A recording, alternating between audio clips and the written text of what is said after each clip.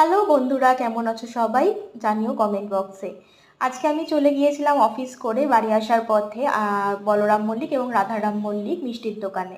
এইখানের মিষ্টিগুলো আমার ভীষণ ভালো লাগে, কোয়ালিটি ভীষণ ভালো, আমার খেতে খুবই টেস্টি লাগে। তো ভাবলাম তোমাদের সঙ্গে আজকে কিছু মিষ্টি রিভিউ শেয়ার করে নিই।